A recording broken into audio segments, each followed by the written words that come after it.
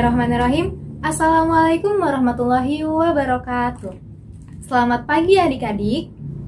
Apa kabar? Semoga senantiasa dalam keadaan sehat ya. Perkenalkan, saya Siti Magfiroh, perwakilan dari kelompok 7 mata kuliah Media Pembelajaran Fisika tahun 2020 dari Universitas Sultan Ageng Tirtayasa. Pada pertemuan kali ini, kita akan belajar mengenai momentum dan impuls. Sebelum kita memulai materi, alangkah baiknya kita berdoa terlebih dahulu. Berdoa dipersilakan.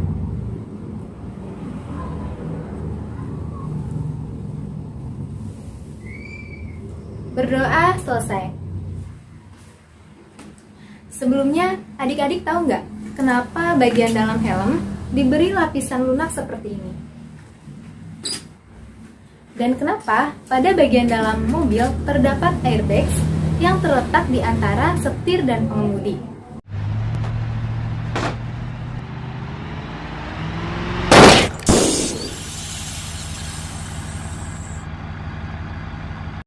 Ternyata hal tersebut berhubungan dengan momentum dan impuls loh adik-adik.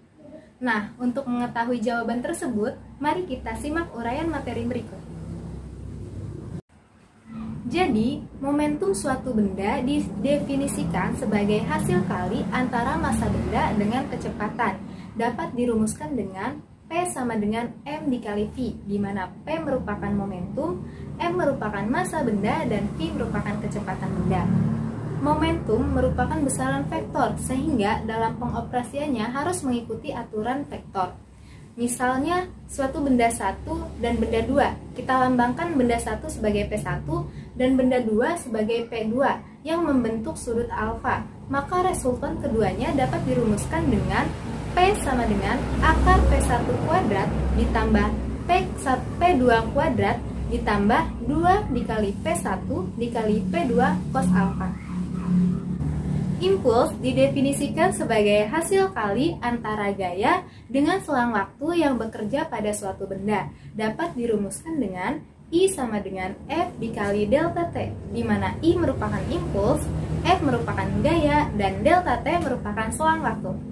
Momentum dan impuls memiliki suatu hubungan yang dinamakan dengan teorema impuls momentum, di mana bunyi teoremanya adalah impuls yang dikerjakan pada suatu benda akan sama dengan perubahan momentum yang dialami benda tersebut, yaitu momentum awal dan momentum akhir terdapat perbedaan antara keduanya. Hukum kekekalan momentum menyatakan bahwa jika resultan gaya yang bekerja pada suatu benda sama dengan 0, maka momentum total sebelum tumbukan dan setelah tumbukan akan sama. Nah, adik-adik, tadi kan kita sudah mempelajari apa itu impuls dan apa itu momentum. Sekarang kita ke bagian dalam tahap aplikasi dari momentum dan impuls. Contohnya yaitu pada helm. Nah, ini kan bagian dalam helm terdapat lapisan lunak. Lapisan lunak ini bertujuan untuk memperlambat waktu kontak ketika kita terjadi benturan saat terjadi tabrakan. Jika tidak ada lapisan lunak ini, maka gaya impuls akan bekerja lebih cepat sehingga kita akan merasa lebih mudah pusing. Aplikasi selanjutnya yaitu pada airbags. Airbag diletakkan di antara setir dan pengemudi. Airbag terbuat dari bahan yang lunak supaya impuls yang diberikan airbag lebih lama dan gaya impulsif akan berkurang. Airbag berfungsi untuk penyangga pada saat tabrakan dan juga mengurangi momentum pada saat pengendara terdorong ke depan. Aplikasi selanjutnya yaitu pada kepala palu. Nah, adik-adik tahu nggak kenapa kepala palu ini terbuat dari bahan besi atau baja? Padahal kita lebih mudah menemukan kayu ataupun bambu dan harganya pun lebih murah. Ternyata kepala palu terbuat dari besi atau baja itu dikarenakan untuk mempersingkat selang waktu. Jika selang waktu singkat, maka gaya yang diberikan juga akan lebih besar. Nah, jika gaya yang diberikan lebih besar, maka ketika kita menancapkan paku dan kita memukulnya dengan palu, maka paku itu akan lebih mudah menancap dan lebih dalam. Itulah adik-adik, selanjutnya ada pembahasan soal yang akan dibahas oleh rekan saya. Tolong disimak baik-baik ya adik-adik supaya lebih paham lagi mengenai momentum dan impuls. Baiklah adik-adik, selanjutnya kita membahas tentang contoh soal dari momentum, impuls, dan hukum kekekalan momentum. Nah, di mana soal pertama ini adalah contoh soal dari momentum. Dua buah partikel bergerak dengan momentum sebesar 2P, 3P. Nah, partikel pertama bergerak ke arah barat dan partikel kedua bergerak ke arah selatan. Nah, nanti keduanya ini akan bertabrakan di sebuah titik. Besarnya momentum total sesaat sebelum terjadi tabrakan. Nah, ini yang ditanyakan pada soal pertama ini ya adik-adik. Nah, cara menjawabnya itu penyelesaian. Nah, yang pertama itu kita tulis dulu nih apa saja yang diketahui pada soal. Di mana yang diketahui tadi ada P1 sebesar 2P, P2 sebesar 3P, dan sudut alfanya sebesar 90 derajat. Nah, karena besar momentum total ini bisa kita tulis dengan simbol PT. Nah, dan di mana rumus besar momentum total ini yaitu akar dari P1 kuadrat ditambah P2 kuadrat ditambah 2P1 P2 cos alpha. Nah, selanjutnya kita tinggal masukkan aja nih tadi angka-angkanya yang sudah diketahui pada soal, di mana besar P1 sama dengan 2P, besar P2 sama dengan 3P, dan besar cos alpha sebesar 90 derajat. Selanjutnya kita tinggal hitung aja nih 2P kuadrat sama dengan 4P kuadrat, 3P kuadrat itu hasilnya 9P kuadrat, dan cos 90 itu sama dengan 0. Nah, selanjutnya kita tinggal hitung nih jumlahkan keseluruhannya, di mana 4P kuadrat ditambah 9P kuadrat, hasilnya itu 13P kuadrat, ditambah 2 dikali 2P dikali 3P dikali 0 sama dengan 0.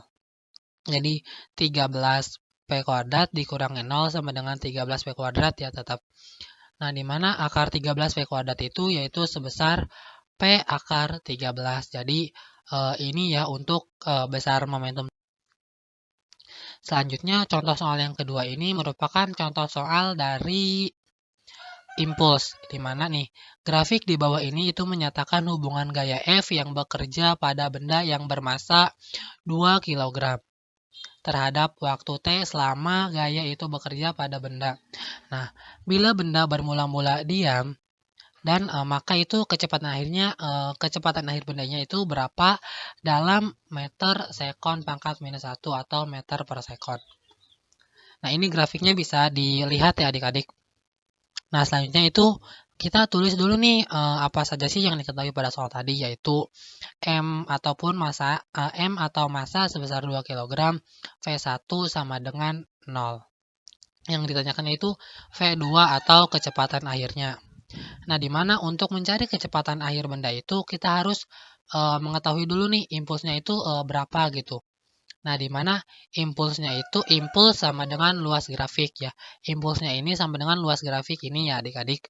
Nah, selanjutnya itu kita tinggal masuk aja nih 9 ditambah 6 dibagi 2 dikali 4 pangkat 2 sama dengan 30 Newton sekon. Jadi besar impulsnya itu 30 Newton sekon.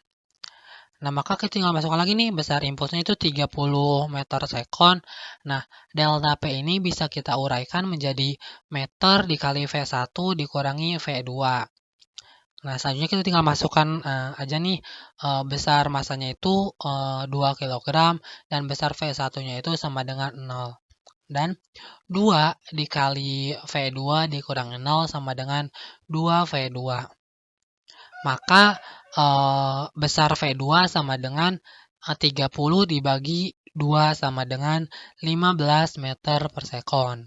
Jadi besar kecepatan akhir benda yaitu 15 meter per sekon. Selanjutnya nih contoh soal yang ketiga ini merupakan contoh soal dari hukum kekekalan momentum. Nah, di mana dua buah benda bergerak dalam arah yang berlawanan. Benda pertama bermasa 3 kg, benda bergerak dengan kecepatan 4 meter per sekon. Dan benda kedua bermasa 5 kg bergerak dengan kecepatan 5 meter per sekon. Nah, bila sesaat setelah tumbukan, benda kedua ini memiliki kecepatan sebesar 1 meter per sekon, berlawanan arah dengan kecepatan semula. Nah, yang ditanyakan pada soal ketiga ini yaitu kecepatan benda pertama setelah tumbukan. Nah, kecepatan benda pertama setelah tumbukan, yang ini adik-adik. Nah, langkahnya itu sama seperti yang sebelumnya, yaitu kita cari dulu nih, tulis gitu, apa saja yang diketahui tadi pada soal. Massa pertama 3 kg, massa kedua 5 kg, besar V1 sama dengan 4 meter per sekon, besar V2 sama dengan minus 2 meter per sekon, dan besar V2 aksen sama dengan 1 meter per sekon. Nah, yang ditanyakannya itu besar kecepatan setelah saat tumbukan atau V1 aksen. Nah, untuk menjawabnya yaitu kita menggunakan rumus hukum kekekalan momentum, yaitu massa 1 dikali kecepatan 1 ditambah massa 2 dikali kecepatan benda 2 sama dengan massa 1 dikali dengan V1 aksen ditambah M massa 2 dikali V2 aksen. Nah, selanjutnya kita tinggal masukkan dulu nih angka-angkanya, di mana massa 1 itu sebesar 3 kg dan V1 sebesar 4, massa 2 5, V2 minus 1 minus 2, mohon maaf. M1 sama dengan 3, V1 aksen ini yang ditanyakannya, jadi tinggal tulis ulang, dan massa 2 5 dan V2 aksen 1. Selanjutnya kita tinggal hitung nih, 3 kali 4 sama dengan 12, 5 dikali minus 2 sama dengan minus 10 sama dengan 3 dikali V1 aksen ditambah 5 dikali 1. Nah, selanjutnya kita tinggal operasikan nih, 12 dikurangi 10 sama dengan 2, dan 5 dikali 1 sama dengan 5. Nah, ini dipindah ruaskan ke sebelah kiri. Jadi 2 dikurangi 5 sama dengan 3 dikali V1 aksen. Nah, 2 dikurangi 5 itu hasilnya minus 3. Dan oke, selanjutnya nih, V1 kita pindah ke ruaskan, dan yang hasil ini minus 3 tadi kita pindah ruaskan, jadi minus 3 per 3 sama dengan minus 1 meter per sekon. Jadi besar kecepatan benda pertama setelah tumbukan yaitu sebesar minus 1 meter per sekon. Terima kasih, itulah contoh soal dari momentum, impuls, dan hukum kekekalan momentum. Kesimpulan yang dapat kita ambil dari materi hari ini yaitu momentum merupakan hasil kali antara massa dengan kecepatan, sedangkan impuls merupakan hasil kali antara gaya dengan selang waktu.